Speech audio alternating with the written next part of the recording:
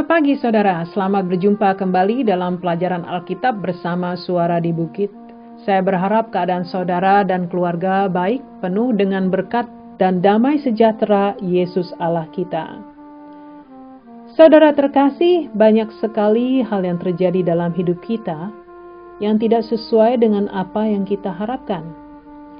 Hal ini sering membuat sebagian dari kita sedih, kesal, dan mungkin bersungut-sungut. Selama lebih dari 2 tahun terakhir, dunia terguncang dengan datangnya pandemi COVID-19. Hal yang tak diduga yang berpengaruh besar pada kehidupan jutaan orang dari segi kesehatan, kesejahteraan, sosial, dan ekonomi. Banyak mereka yang kehilangan orang-orang yang dicintai, kehilangan pekerjaan, karena banyak bisnis dan perusahaan yang bangkrut sampai berpengaruh pada kehidupan keluarga dan rumah tangga banyak orang. Banyak yang bertanya, di manakah Tuhan? Ada yang berbalik untuk kembali pada Tuhan karena rasa takut akan hidup dan masa depan mereka, namun juga ada yang meninggalkannya karena mereka tak percaya lagi. Di samping itu banyak juga hal-hal baik yang lahir dari pandemi ini, yaitu banyak orang yang mulai saling peduli dengan keluarga atau sesama, saling membantu dan terlibat dalam kegiatan-kegiatan sosial masyarakat. Saudara, di suatu desa kecil di Inggris bernama Desa Im di tahun 1665, desa ini terkena wabah pes yang disebut bubonic plague, yaitu wabah yang penyebarannya melalui tikus. Berawal dari seseorang penjahit yang memesan dan menerima bahan pakaian dari kota London. Tidak menyangka bahwa bahan kain itu membawa wabah yang pada akhirnya menewaskan 260 warga desa. Pada saat itu, wabah ini telah menyerang kota London. Seluruh desa memutuskan untuk mengisolasi diri, tidak ada yang keluar atau masuk untuk menghindari penyebaran wabah ini. Salah satu warga desa, yaitu seorang ibu bernama Elizabeth Hancock, mengubur sendiri suami dan 6 anaknya yang mati dalam kurun waktu 8 hari. Setiap kali saya mengingat kisah ini, saudara, saya tidak bisa membayangkan apa yang ada dalam hati dan pikiran Elizabeth. Apakah dia marah pada Tuhan, ataukah dia menerima semua yang terjadi pada dirinya? Dan pengorbanan yang dilakukan warga desa menjadi hal yang dikenang sebagai suatu pengorbanan yang besar dalam sejarah pandemi di Inggris. Saudaraku, banyak sekali orang di luar sana yang jauh lebih menderita daripada kita. Apabila kita mengalihkan pandangan dari diri sendiri dan melihat orang lain yang jauh menderita, maka kita akan dapat bersyukur. Mampukah kita mengucap syukur dalam segala hal yang terjadi dalam hidup kita, saudara? Mengucap syukur bahwa kasih Tuhan besar bagi kita. Roma 8 ayat 28 mengatakan, kita tahu sekarang bahwa Allah turut bekerja dalam segala sesuatu untuk mendatangkan kebaikan bagi mereka yang mengasihi Dia, yaitu bagi mereka yang terpanggil sesuai dengan rencana Allah. Jadi saudara, apapun yang terjadi dalam hidup saudara tidak lepas dari kuasanya yang besar. Dalam keadaan apapun, teruslah mengucap syukur. Bersyukur atas kekuatan yang Dia berikan pada masa-masa yang sulit dan juga masa-masa yang indah. Ingat saudara, Tuhan tidak pernah meninggalkan dan melupakan saudara. Kalau saudara berada dalam Yesus Kristus, saudara adalah anak Tuhan. Saudara adalah milik Tuhan.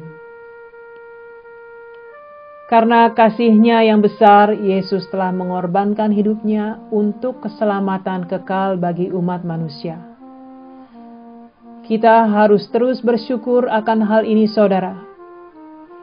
Saya rasa perlu sekali kita terus diingatkan, termasuk saya sendiri, untuk terus bersyukur dalam keadaan apapun yang kita hadapi. Sebagai rasa syukur, maka kita persembahkan hidup kita pada Allah Bapa di sorga. Pagi ini kita akan mempelajari sebagian dari isi surat Paulus kepada jemaat di Roma tentang bagaimana mempersembahkan hidup orang percaya pada Tuhan Allah. Mari kita baca bersama saudara, yaitu Roma 12 ayat 1-3. Karena itu, saudara-saudara, demi kemurahan Allah, aku menasehatkan kamu, supaya kamu mempersembahkan tubuhmu sebagai persembahan yang hidup, yang kudus, yang berkenan kepada Allah. Itu adalah ibadahmu yang sejati. Janganlah kamu menjadi serupa dengan dunia ini, tetapi berubahlah oleh pembaharuan budimu, sehingga kamu dapat membedakan manakah kehendak Allah, apa yang baik, yang berkenan kepada Allah, dan yang sempurna. Berdasarkan kasih karunia yang dianugerahkan kepadaku, aku berkata kepada setiap orang di antara kamu, janganlah kamu memikirkan hal-hal yang lebih tinggi daripada yang patut kamu pikirkan. Tetapi hendaklah kamu berpikir begitu rupa, sehingga kamu menguasai diri menurut ukuran iman yang dikaruniakan Allah kepada kamu masing-masing. Saudaraku, dalam ayat-ayat ini Paulus mengajarkan untuk mempersembahkan tubuh kita dalam kekudusan pada Allah. Hal ini bukan berarti seseorang melukai diri secara fisik untuk membuktikan bahwa dia mau menanggung rasa sakit sebagai pengorbanan atas dosa-dosa yang dia lakukan, untuk diterima dan untuk menunjukkan pengabdian dirinya pada Allah. Sama sekali tidak. Karena Yesus telah berkorban untuk dosa-dosa manusia di kayu salib. Akal budi dan pikiran tidak boleh lagi mengikuti pola pikir duniawi, namun harus terus diperbaharui dan dikuduskan dengan firman Tuhan yang suci, sehingga saudara tahu akan rencana Tuhan yang baik bagi saudara. Dalam hal ini bukan berarti saudara mencari rencana Allah bagi hidup saudara, karena segala rencana Allah untuk orang-orang percaya telah tertuliskan di dalam Alkitab. Namun saudara melangkah dalam rencananya melalui pimpinan Roh Kudus, Roh Allah sendiri yang hidup dalam diri saudara. Pada saat firman suci Allah memenuhi pola pikir dan hidup saudara, maka akan membawa hasil, yaitu perubahan hidup yang menuntun saudara pada kehidupan yang kudus. Namun saudara bertanggung jawab untuk selalu mengisi hidup dan pikiran saudara dengan kebenaran firman. Saudara harus mempersembahkan diri secara utuh dan tidak setengah-setengah. Semuanya, hati, pikiran, dan tubuh harus hidup dalam kekudusan. Tidak bisa setengah-setengah.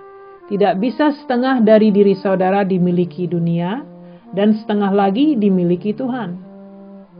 Pilihannya adalah apakah saudara mempersembahkan hidup saudara untuk Tuhan sepenuhnya atau tidak sama sekali.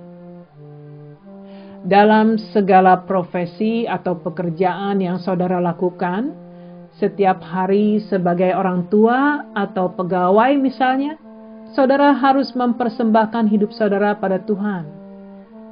Kita tidak sempurna, saudara. Namun firman Tuhan menyempurnakan hidup kita dari hari ke hari. Hidup saudara pasti akan berubah, karena apabila saudara terus mempelajari firman dan percaya pada pimpinan Roh Kudus, saudara akan melangkah dalam rencana Allah. Itu sudah pasti. Karakter hidup saudara harus mencerminkan keindahan dan kekudusan Yesus Kristus. Lalu bagaimana untuk melakukan hal ini? Yaitu dengan menunjukkan betapa berharganya Kristus dan Dia adalah segalanya bagi hidup saudara. Ingatlah saudara, Roh Kudus hidup dalam diri saudara. Bukankah hal ini sangat membangkitkan rasa damai sukacita hati saudara? Bahwa saudara berjalan dalam rencana Allah yang menciptakan langit dan bumi yang gelap dan kosong, dengan hanya berfirman, "Jadilah terang," maka terang itu terjadi. Dia Allah yang berkuasa saudara.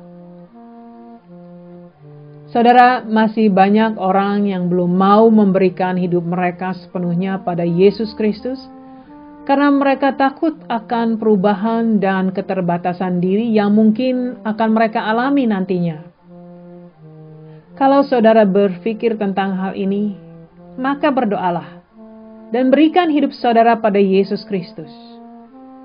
Jadikanlah Dia sebagai Allah dan Raja bagi saudara.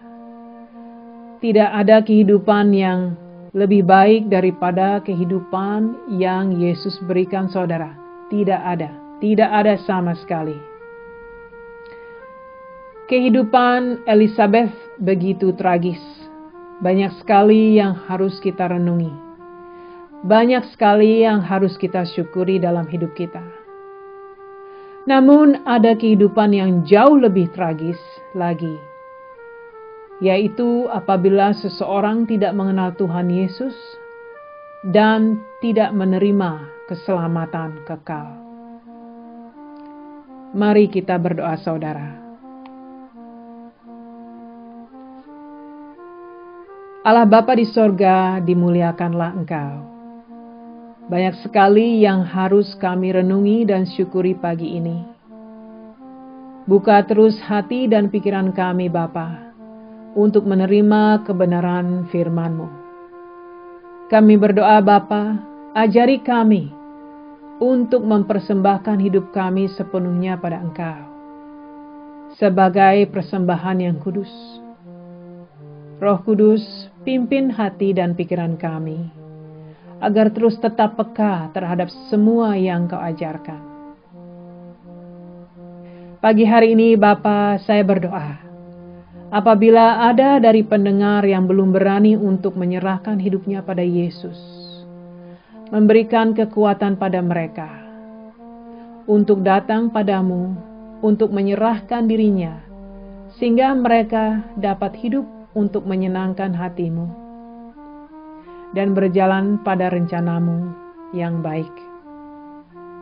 Terima kasih Bapa, kami percaya Engkau mendengar doa kami. Dalam nama Yesus Kristus Allah kami yang kami cintai, kami berdoa. Amin. Amin saudara, Tuhan berkati, sampai jumpa lagi minggu depan.